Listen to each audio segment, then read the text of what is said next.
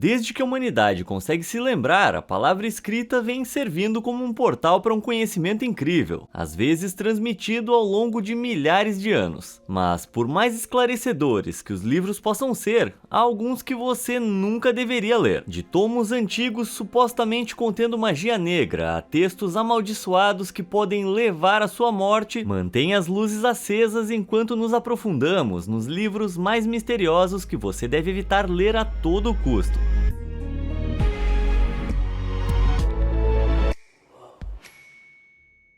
Dicionário Demoníaco.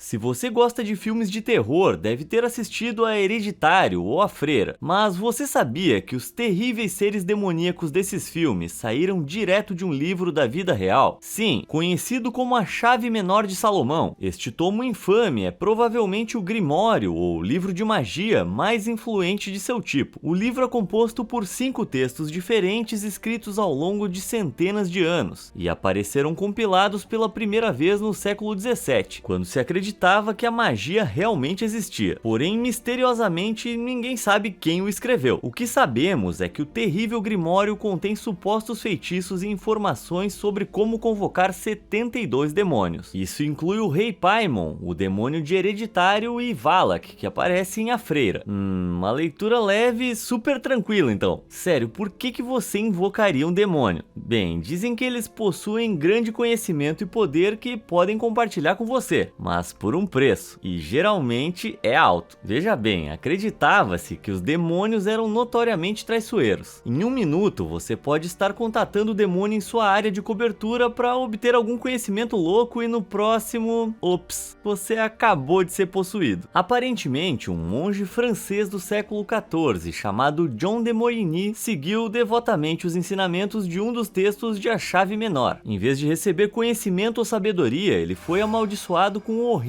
visões demoníacas. Eita, o monge ficou tão traumatizado que escreveu seu próprio manuscrito alertando as pessoas para ficarem longe do texto. Mesmo que você não esteja planejando mexer com nenhuma mágica, você ainda deve ficar longe. Pessoas que simplesmente leram o manuscrito original relataram que as páginas do livro viraram sozinhas e figuras fantasmagóricas apareceram para atormentá-las. Beleza, vou ficar com a minha cópia de uma lagarta muito comilona. Obrigado.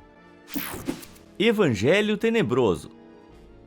Você provavelmente já ouviu falar do Evangelho. Você sabe, a mensagem final do cristianismo sobre o amor de Jesus Cristo. Ah, que maravilha! Mas existe outro evangelho também, e não é tão amigável. O Grande Grimório, também conhecido como o Evangelho de Satanás, é um texto perturbador supostamente escrito em 1520 por um homem chamado Honório de Tebas, que por acaso estava possuído pelo demônio. Como você pode imaginar, esse troço aí não tem receitas deliciosas de bolo. Em vez disso, o Grande Grimório detalha como cada novo papa é sistematicamente corrompido pelo diabo, e também dá ao leitor as ferramentas para invocar o próprio Lúcifer. Algumas versões ainda contêm instruções para necromancia, isso é, a ressurreição dos mortos. Caraca! Como tal, o livro é considerado um dos mais poderosos volumes de magia negra existentes. Sério, apenas abri-lo é aparentemente semelhante a entregar sua alma ao diabo. Acho desnecessário dizer que essa não é a melhor ideia que você poderia ter. Embora você possa comprar cópias do Evangelho de Satanás, essas imitações supostamente não têm nem de perto o poder do original. Na verdade, o texto original é tão perigoso que está trancado nos arquivos secretos do Vaticano. É isso mesmo, pode soar como algo saído do Código da Vinci, mas incrivelmente é verdade. O lado positivo é que isso definitivamente torna mais fácil para você manter suas mãos longe dele. Na verdade, você pode dar a essas mãozinhas um uso muito melhor, apertando nos botões de curtir e se inscrever logo aí embaixo. Dessa forma, você nunca mais vai perder nenhum dos meus vídeos incríveis. E eu prometo, nenhum deles é amaldiçoado. Agora, vamos voltar ao nosso trabalho.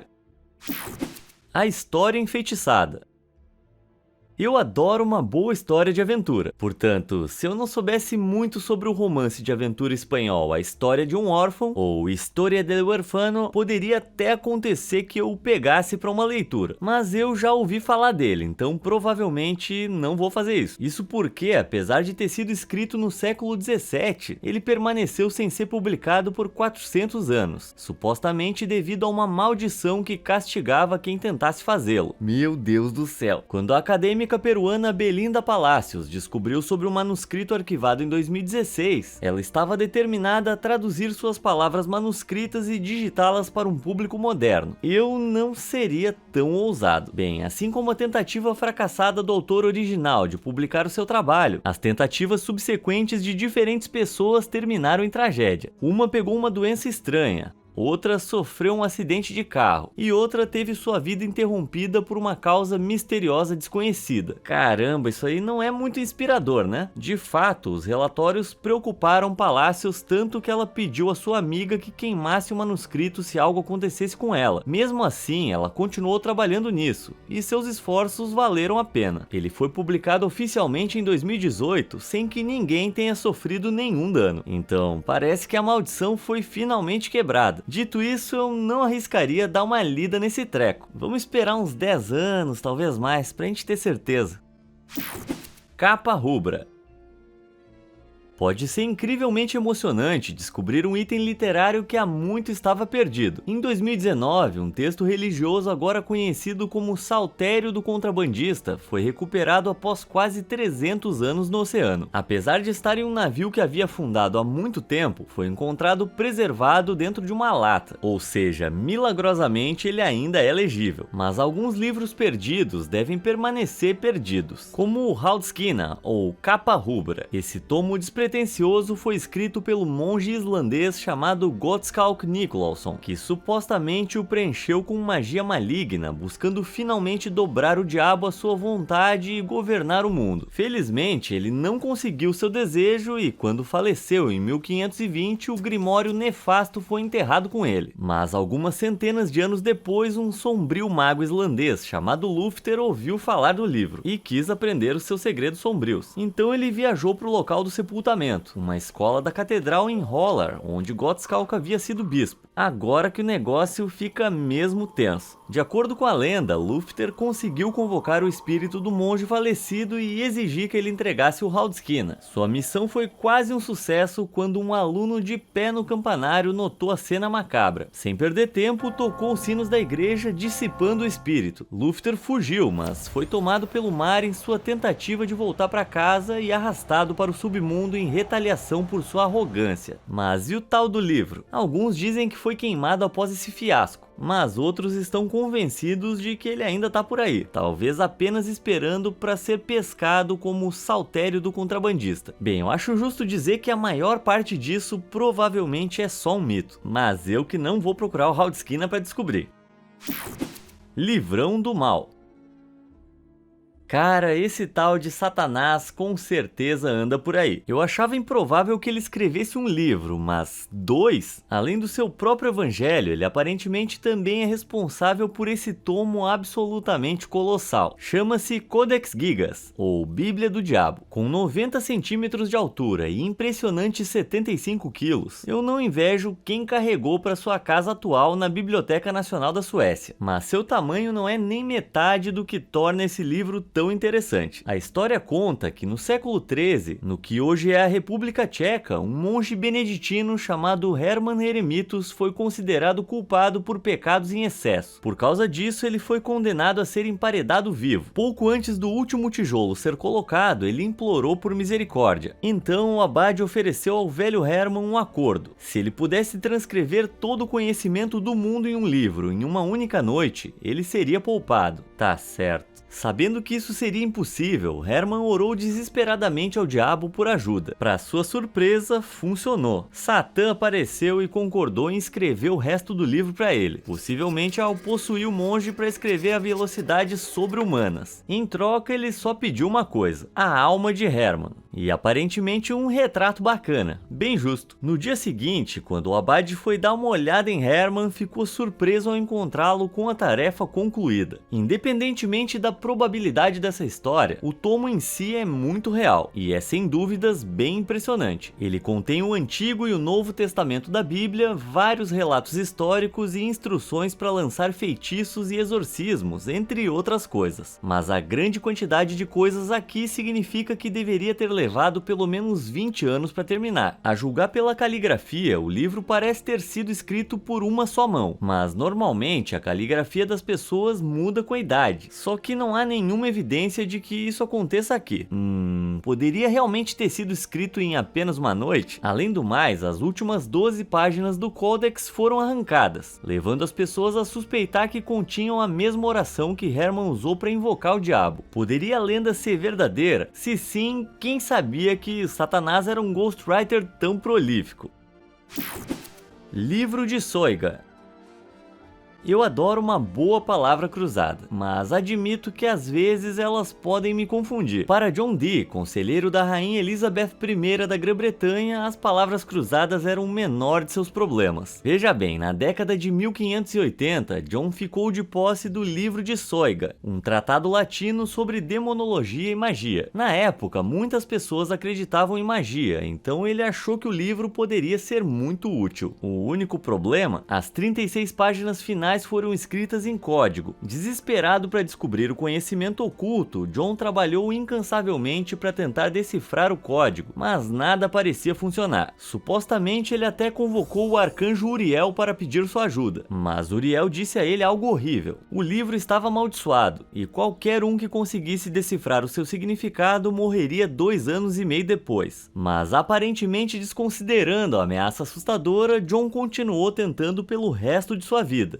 porém sem sucesso. Então o livro desapareceu misteriosamente, isto é, até quase 400 anos depois, quando um historiador desenterrou uma cópia de uma pilha de livros empoeirados na Biblioteca Britânica de Londres. Apesar da reputação sombria do livro, os decifradores de código e historiadores começaram a trabalhar tentando decifrá-lo, mas foram outros 12 anos até que o código fosse finalmente quebrado em 2006. Um tal Jim Reeds o decifrou, revelando os nomes anteriormente ocultos de uma variedade de demônios, anjos e encantamentos mágicos. Mas então, o que aconteceu com Jim? Felizmente ele tá bem, mas muitas pessoas ainda acreditam que a maldição é real, e dizem que ela atinge apenas aqueles que entendem o verdadeiro significado do texto, não apenas os que simplesmente leiam suas palavras. Eu não sei, mas a ignorância provavelmente é uma bênção nesse caso. Sem título. Não me interpretem mal, criar títulos para as coisas é difícil. Você não ia acreditar quanto tempo eu gasto para criar os meus. Bem, a alta sacerdotisa da Wicca, Perséfone Adraste Irene, obviamente teve o mesmo problema na década de 60, porque ela deixou seu grimório misteriosamente sem título. Wicca é uma forma de bruxaria moderna, geralmente organizada em convenções ou grupos de praticantes. Como alta sacerdotisa, Perséfone era líder de uma dessas convenções. Então, como você provavelmente pode imaginar, ela era incrivelmente poderosa, pelo menos se você acredita em tudo isso. Seu grimório não contém apenas feitiços e maldições, também tem uma história familiar e uma receita para spray de cabelo. Acho que até bruxas poderosas precisam manter a cabeleira sob controle. Mas antes de entrar em algum site de vendas procurando por um desses, não faz isso porque eles são amaldiçoados. Ah, pronto. De fato, o livro contém esse aviso misterioso rabiscado em sua capa com uma tinta vermelha suspeita. Para aqueles que não são do ofício, a leitura deste livro é proibida. Não prossiga, ou a justiça exigirá uma retribuição rápida e terrível, e você certamente sofrerá nas mãos do ofício. Ok, o que exatamente seria essa terrível retribuição? Quem sabe? Não há incidentes registrados de não-wiccanos lendo o livro, mas talvez seja porque eles não estiveram por perto o tempo suficiente para contar a história. Mesmo assim, os manuscritos originais foram vendidos em 2013 por incríveis $13.865. Então, alguém estava muito ansioso para dar uma espiada. Enfim, meio caro demais para um livro que você vai ler uma vez só, né? Não leia em voz alta. Em 1919, uma coleção de poesia aparentemente comum, chamada Sakin, foi lançada no Japão. O autor, Saijo Yasu, era conhecido por produzir rimas infantis, então todos presumiram que esse novo livro seguiria a mesma linha. Mas aninhado em suas páginas havia um poema tão distorcido e tão horrível que inspirou uma lenda arrepiante. O poema chamado Inferno de Tomino é frequentemente associado a essa pintura assustadora que você pode ter visto circulando na internet. A imagem perturbadora é da misteriosa artista japonesa Yuko Tatsushima, sobre quem sabemos muito pouco. Sabemos que a pintura dela não está diretamente relacionada ao Inferno de Tomino e parece ter sido meramente adotada como um acompanhamento visual assustador em sites de histórias como o Creepypasta, e é definitivamente um trabalho bem feito.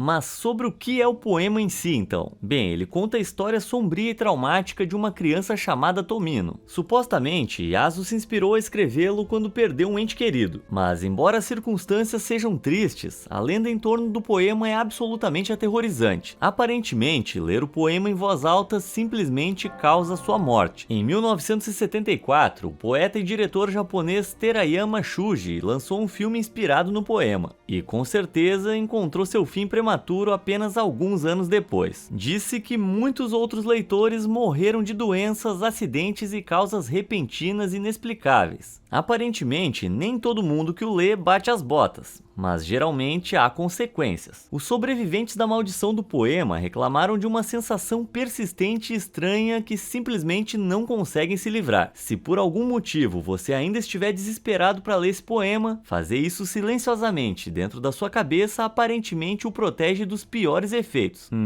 Quer dizer, tudo isso provavelmente é só um monte de bobagem, né? Mas e se não for? Eu não vou me arriscar lendo esse poema aí não. Monarquia Malévola. Mesmo que você não seja fã de coisas assustadoras, talvez já tenha ouvido falar do Necronomicon, criado pelo autor de terror H.P. Lovecraft. É um famoso livro fictício de feitiços que detalha um panteão de divindades malignas e como contatá-las. Apesar de ser fictício, provou ser altamente influente e até inspirou pessoas a fazer suas próprias versões distorcidas do Grimório. Mas ninguém pode superar essa atrocidade absoluta, feita a partir de um Furby. Sim, é menos provável que eu leia isso do que qualquer outra coisa que a gente viu até agora. Sem o conhecimento da maioria das pessoas, o Necronomicon é baseado em um livro real, conhecido como Pseudomonarchia Daemonum, ou a Falsa Monarquia dos Demônios. A inspiração da vida real é um compêndio de 69 demônios e como contatá-los. Isso pode soar familiar, e deveria. O livro do século XVI inspirou muitos grimórios infames, como a Chave Menor de Salomão. Dito isso, esse tomo sinistro é provavelmente uma zombaria de demônios, não uma glorificação. Seu autor, um mágico chamado Johann Weyer, acreditava que seus poderes eram enfraquecidos em comparação com o divino, portanto rotulando-os de uma falsa monarquia. Ele também acreditava que qualquer um que invocasse um demônio seria o pior tipo de mágico, então talvez ele tenha escrito o livro para garantir que qualquer um que tentasse receberia sua punição quando seus negócios demoníacos obscuros inevitavelmente dessem errado. Isso ainda não explica de onde Weyer obteve todo o seu conhecimento sombrio. Em primeiro lugar, ele convocou um demônio para pegar essas informações? Isso sim seria uma reviravolta. Maldição Titânica. A sorte pode ser uma amante inconstante, mas ela também pode ser totalmente má. Conheça a maldição do Grande Omar. O quê? Bem, no início dos anos 1900, uma empresa de encadernação de Londres, a Sangorsky & Sutcliffe, decidiu criar uma versão deslumbrante de um livro de Edward Fitzgerald, conhecido como The Rubaiyat of Omar Khayyam. Os encadernadores estavam apaixonados pelo projeto, trabalhando duro até 1911, quando finalmente terminaram o manuscrito. A princípio, parecia que o trabalho valer a pena. Era o livro mais detalhado, luxuoso e caro que eles já haviam criado. Eu estou falando de mais de 1000 joias luxuosas. Num símbolo final de excesso, a capa foi adornada com 3 pavões, representando a realeza e ganhando o apelido de O Grande Omar. Mas embora os pavões sejam símbolo da realeza, suas penas estão associadas à má sorte. Com certeza, apesar da sua beleza, a Sangorsky & Sutcliffe achou incrivelmente difícil vender sua criação. Por fim, o livro foi colocado colocado em leilão e vendido por 450 libras, o equivalente a incríveis 76.500 dólares hoje. Mesmo assim, isso era menos da metade do que os encadernadores esperavam. De qualquer forma, o livro estava pronto para ser enviado para o seu comprador em Nova York em um lindo novo navio de cruzeiro chamado Titanic.